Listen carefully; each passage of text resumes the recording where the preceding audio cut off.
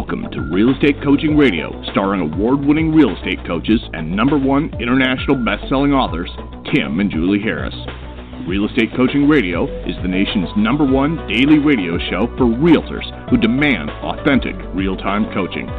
Get ready for fluff-free, unfiltered, full-strength honesty about what's truly working to get you into action, helping others, and making money now in today's real estate market.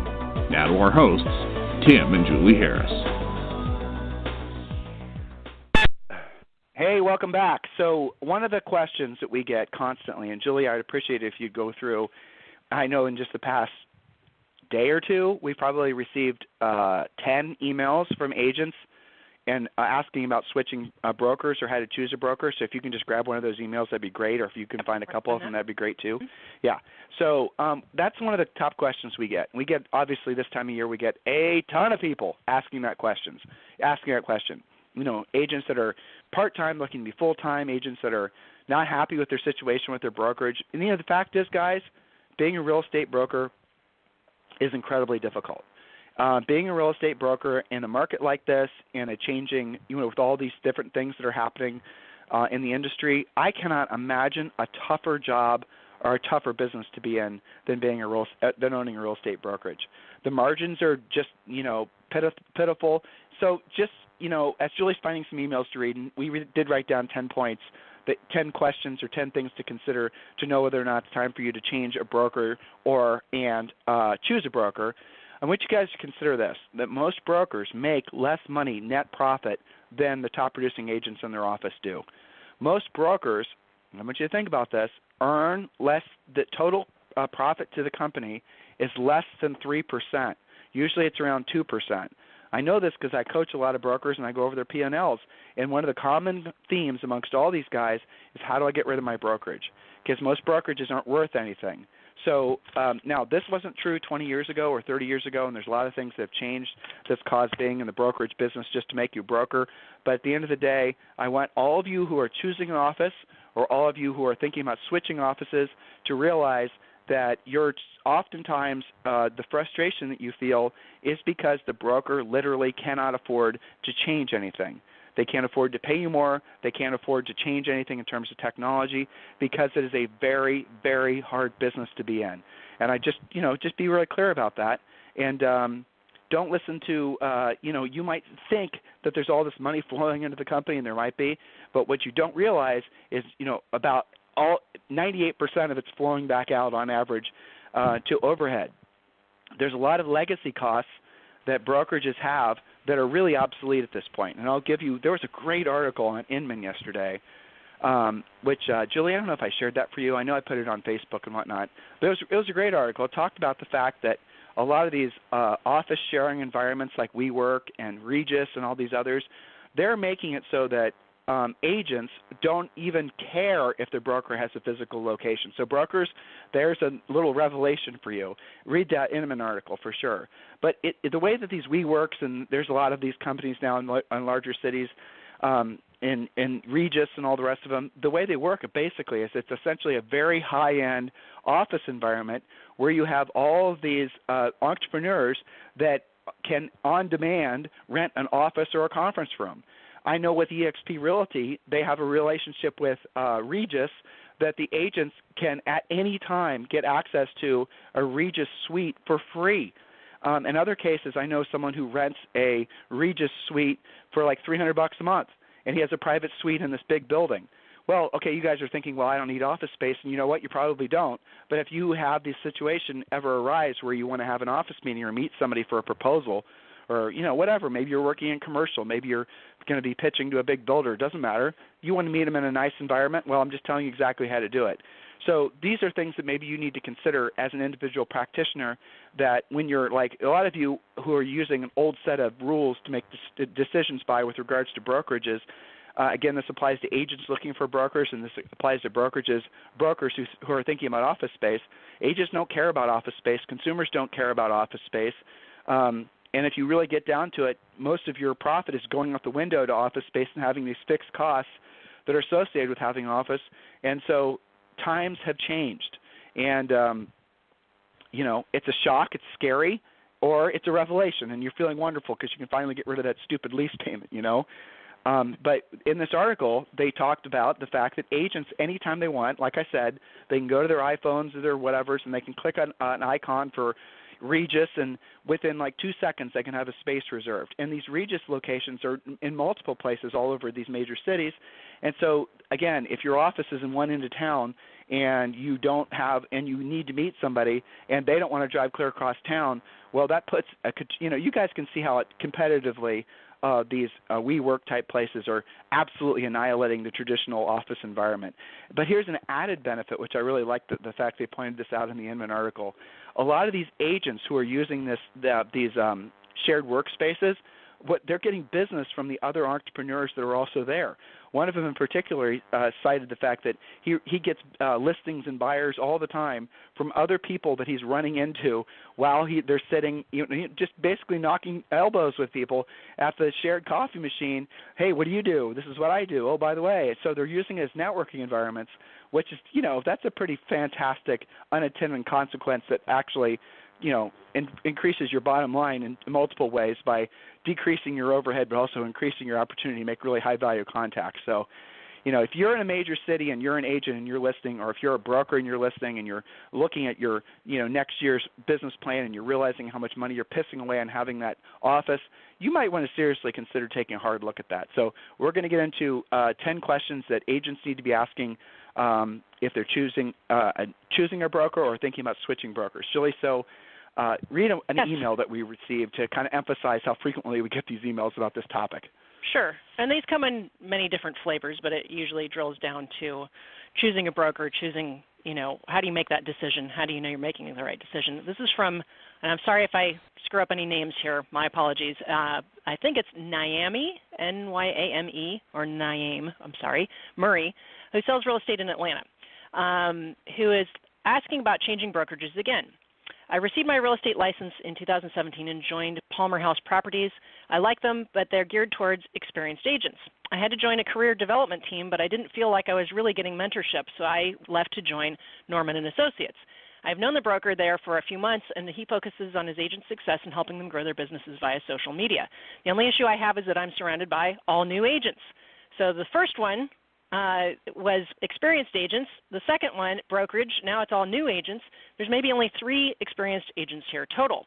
Prior to leaving the other brokerage, I applied for one of Atlanta's top producing agents to mentor me. At that time, she already chose someone to mentor, so I made my transition. This morning, I received an email asking me to meet tomorrow at 3 p.m. regarding mentorship. I really want to meet her. She kills it here. Is there anything specific I need to be asking about? Is it too soon to consider going back to the other brokerage? Been having a hard time converting leads to closings is very discouraging. So that's a listener and coaching client in Atlanta.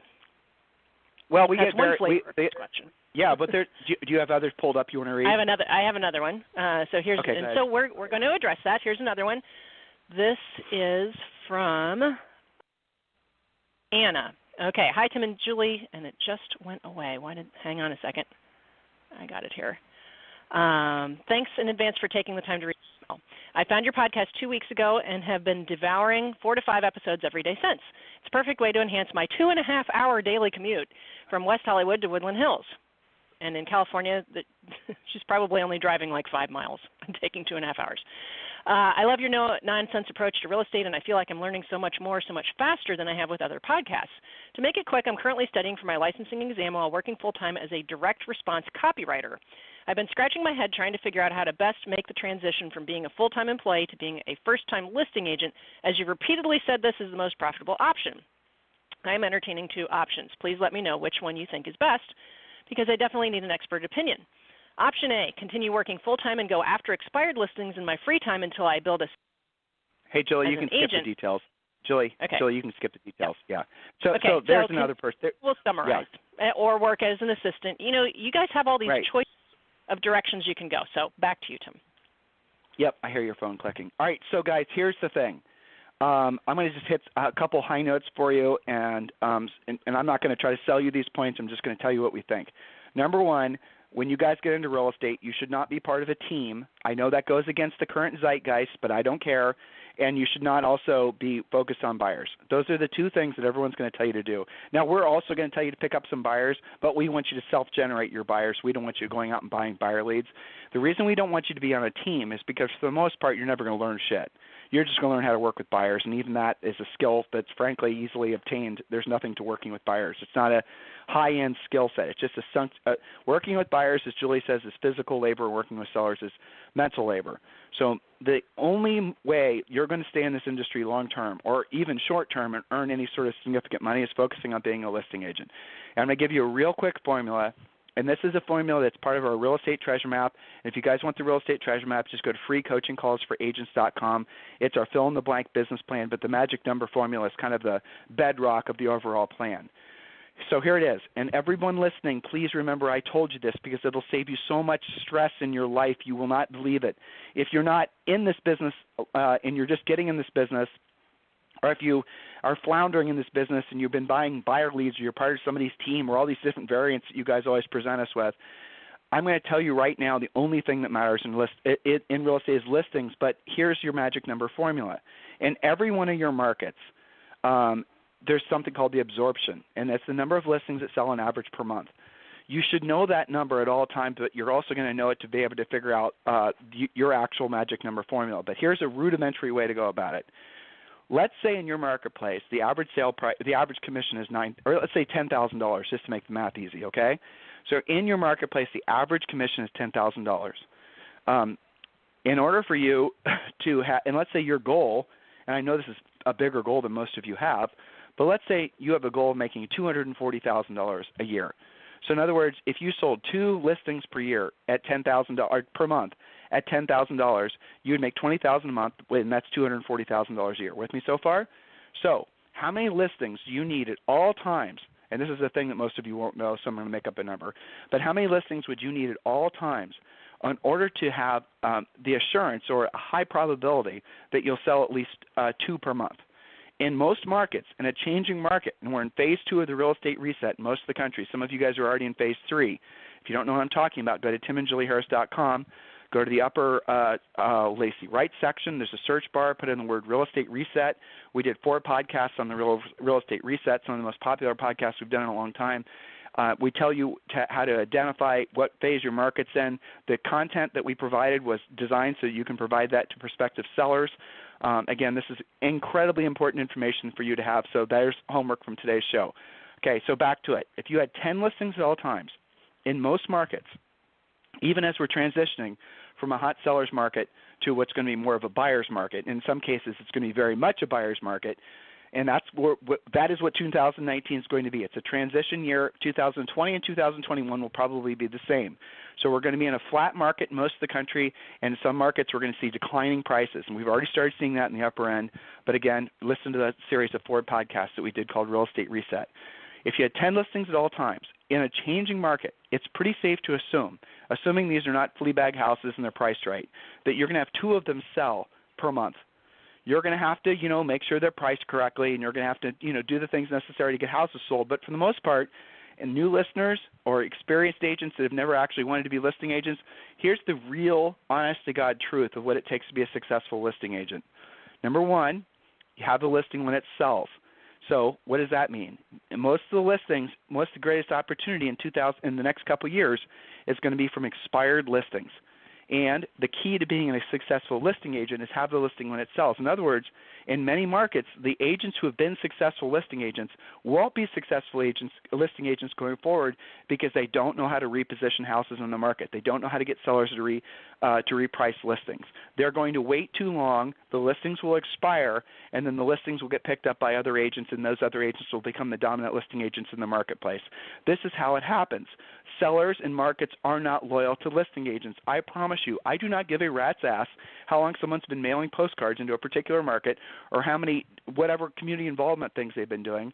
If that particular listing agent who's queen bee or queen king right now in that particular market, if they stop selling listings and their listings start expiring, the market will forget their name inside about 90 days. And that's what's happening now, because a lot of these agents who have been sitting fat and happy for the past 10 years are going to be sucking wind because they are not adjusting prices down quick enough. That is the opportunity for those of you who are wanting to become listing agents. Remember, I told you all this. So in most markets, it is not difficult to have 10 listings at all times. I do not care what your preconceived notion is. Trust me, everything's changing. And so if 2 listings was a lot in your mind, or many of you are conditioned to take dozens of listings, and so this is easy for you. But the moral of the story of what I'm trying to explain to you is have at least 10 listings at all times. In most markets, even in a changing market, 2 of those listings will sell per month, which will result in you earning $240,000 a year. That's your entire business plan. I just gave it to you. Now, you obviously have to get into your MLS and know how to do the formulas and figure out all the rest of it, and that's the reason you need the real estate treasure map, so just go to freecoachingcallsforagents.com, okay? So I want all of you to keep that in mind. When you're deciding what direction to go in your business as an agent, here's the 2 things I want you to remember, okay? Do not join a team. Do not buy buyer leads. Do not be seduced by a broker who's offering buyer leads, because you will never have a business. You're always going to be dependent. And being dependent on somebody when you're supposed to be an independent entrepreneur sucks. So don't do it. Number 2, become a listing agent. Now, if you're just getting your license, become a listing agent. Do not worry what other people tell you that you have to have a bunch of experience first. That is not true. You can become a listing agent right out of the gates. And matter of fact, your unbridled enthusiasm will be what attracts sellers to you, because a lot of the other listing agents in your marketplace will probably come off as old and complacent and tired, and they're going to want to list with you. Julie and I, we've been in the real estate business for basically almost 25 years. Our first year in the business, we sold over 100 houses per year. This is when in our early 20s. And a lot of those were sellers. And the reason that we did it is because we went after FSBOs and we went after expireds. And we went after them in markets where there was established agents, and those established agents didn't see us coming. And we used, and frankly, a lot of the techniques that we're giving you guys as part of the Premier Coaching Program, we hadn't even developed yet.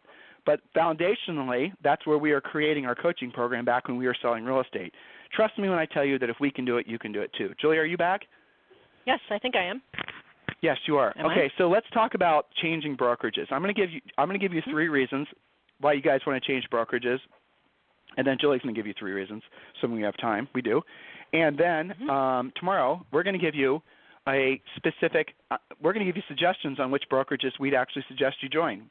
And I'm going to catch shit for it. I know I will, because we're going to have a lot of brokerages that are going to be mad because we're going to be like they're expecting us to be non-denominational, non-offer opinions. But sorry, we're in the agent business primarily. Our focus is helping agents. And Julie and I have identified several really amazing opportunities that are national brokerages that, depending on your individual market and your individual goals, you absolutely positively must be considering these as options. And we're going to talk about that tomorrow. All right, so when is it time to change brokers, or when's it time to or how do you go about choosing a broker? Now, I'll give you the first one, and it's obvious. Now, this is for those of you who've been in the business. If you're looking back in the last 12 months and your personal income is flat or it's declined, and it could be time for you to switch brokerages. Now, with that said, it's not necessarily, or probably not at all, your broker's fault for your income being flat or being in decline. But here's what happens psychologically, is if you are complacent in your office because everyone else is having a similar year as you are not being personally challenged. And if the office itself did not create a somewhat competitive and fun environment that would be conducive to you improving your year-over-year revenue, then you maybe want to consider changing offices. And we're going to talk more about this stuff in detail. And point number 2, which is if you're the best in your office, if you're the number 1 agent in your office consistently, you need to switch brokerages because you're not being challenged. You need to go where all the saber-toothed tigers work. You need to go where all the really, really good agents work.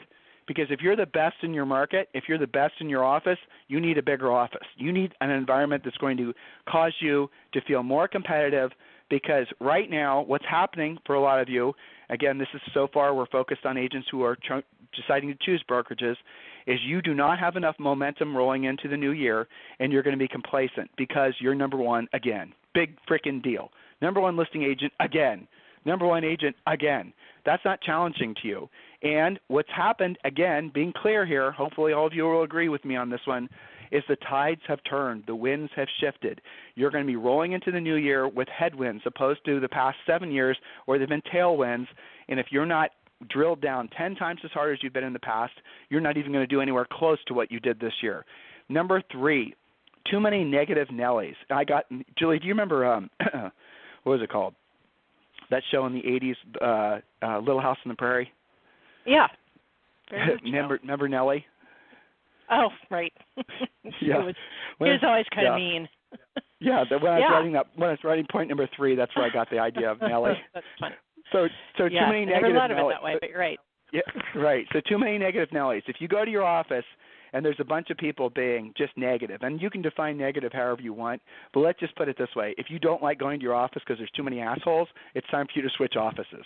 Right. Sometimes in a lot of these offices, there's a culture that starts to simmer because what happens is the market shifts, agents don't change, the broker or the office manager doesn't tell these agents that the market shifted and they need to change, because a lot of the agents are going to have huge egos because they're going to think they've got it all figured out because they've been, they've been the saber-toothed tigers for the last few years.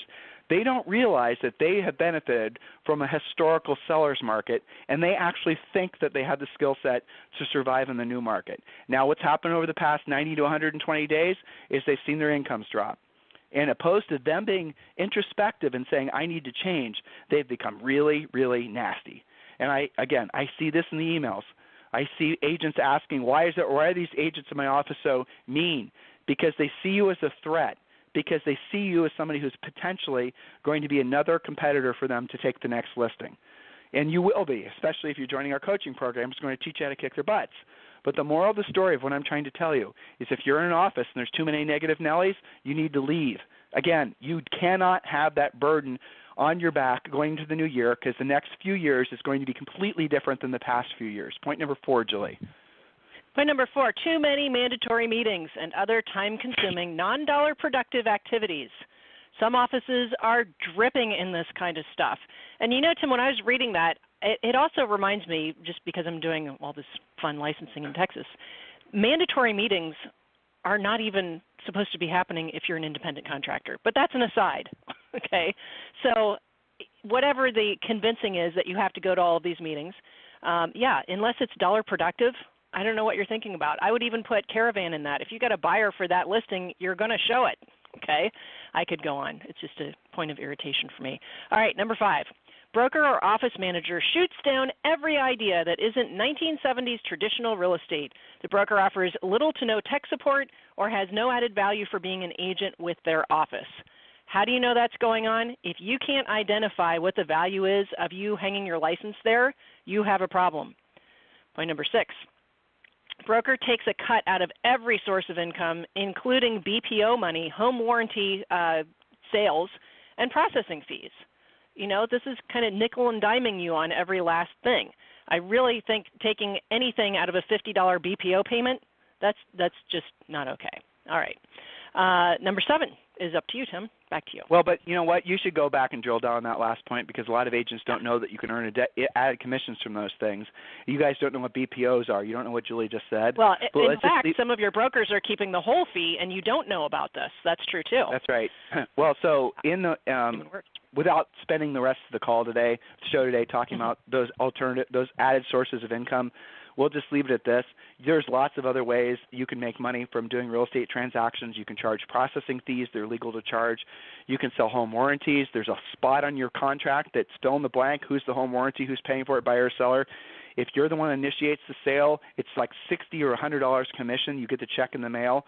If you're doing BPOs, which a lot of you are going to be doing next year as a part of taking some of these listings, they'll pay you $60, sometimes $120 to do what amounts to an elaborate CMA. Well, guess what? That should 100% go to you. It shouldn't be anything you share commission splits with, because it's not a commission. But a lot of brokers, what they'll do is they'll look for every opportunity they can to take money from you, or they'll say that you can't do that, that's an upcoming point. It's basically brokers that try to limit your sources of income. All right, point number 7. Did you do point number 7, Julie? You did. No, but it's simple. The broker is slow to pay. Also, illegal to go past 24 or 48 hours in most states. But you'd be surprised how many times we hear this. I would add to that, because it's not a future point. Some brokers don't even carry E&O insurance, which also seems completely crazy to me, right? So any of that kind of thing, just totally unprofessional. Back to you. That's actually really, I should have that as a point. That's a good one. If your broker doesn't have E&O insurance, they expect you to buy the policy yourself. And I know in some of the cases they'll make you pay for E&O insurance for every transaction you do. That's not what I'm talking about. Some brokers just don't have it because I guess in some states it doesn't require it. I would not ever go with a broker that didn't have an E&O insurance policy. That's just insane. All right, so I don't know why a brokerage would even consider having, or any business would consider being in business without some sort of errors and omissions policy, whether you're in the brokerage business or not. All right, next point. This kind of goes back to the previous ones, but it's still a good one. Point number 8, you don't feel challenged at your brokerage office, and it's wall-to-wall complacent people, and you need a new environment. That's what we talked about before. That's a big one, guys. You'll be surprised. Your environment in general is probably one of the biggest determinants as to whether or not you're going to be successful. And by that I mean literally where you live, the people around you, your neighborhood, everything. What you're surrounded with all day shapes how you think. And if you're in an environment, like I'll give you a personal example.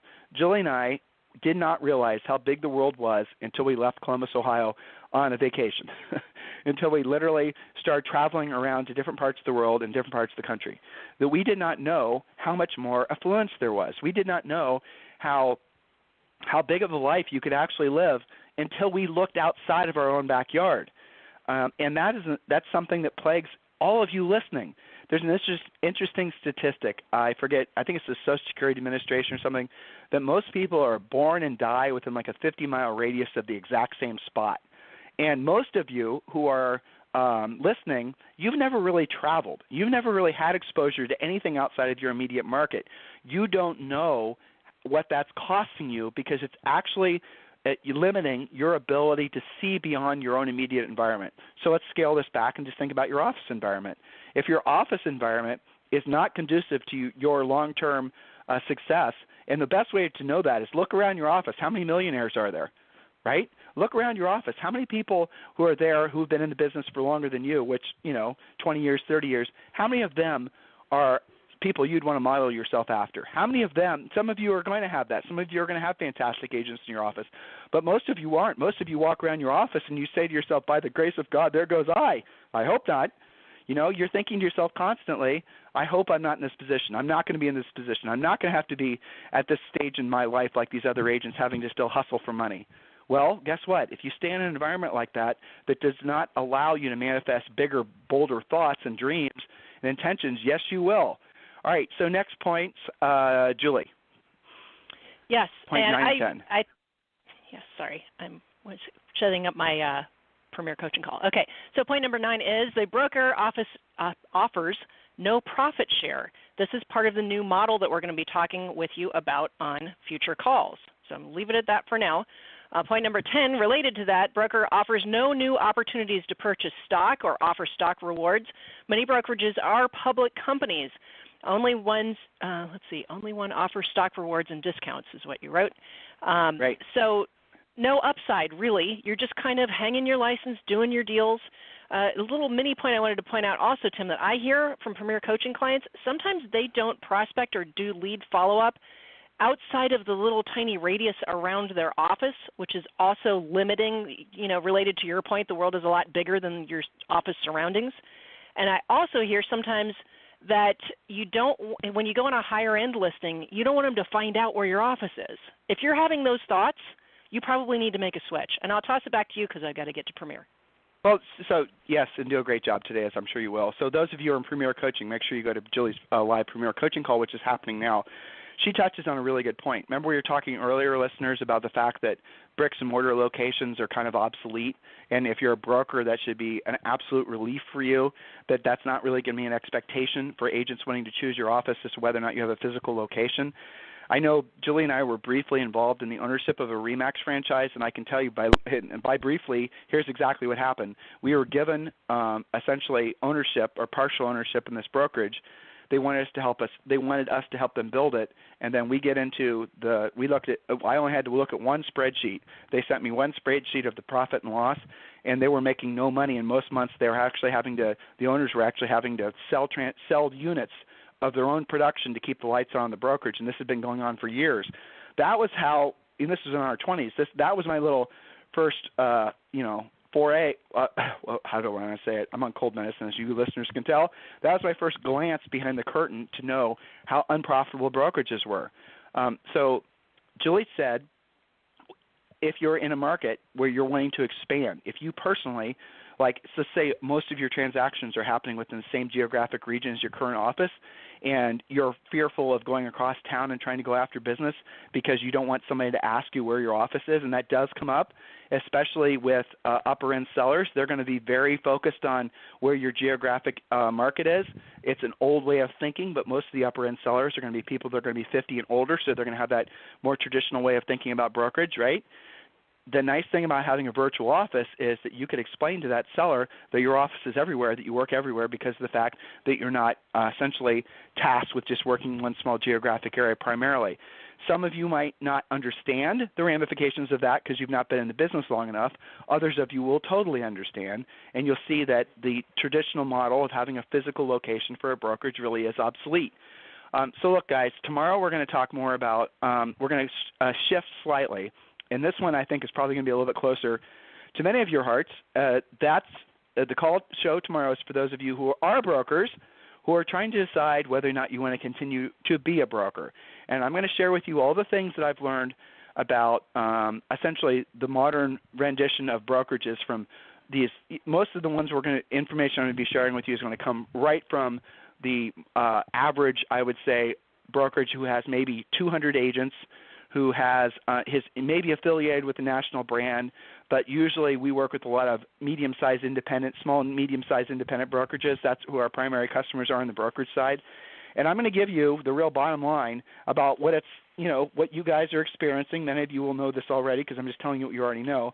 But I think when you listen tomorrow, you're going to feel a slight sense of relief because you're going to realize that the problems you have are the same problems that every other small, medium-sized broker has.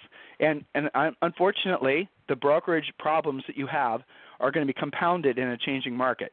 Your cash flow, for the most part, will not improve. Agents will not become less demanding, and all these things, all these problems that you've been able to cover over with good cash flow because it's been a seller's market, they're all going to change. And I want you guys to be prepared. And agents, I want you to listen tomorrow as well because you're going to have a hell of a lot more empathy for your local broker after you hear the problems that they're challenged with on a daily basis.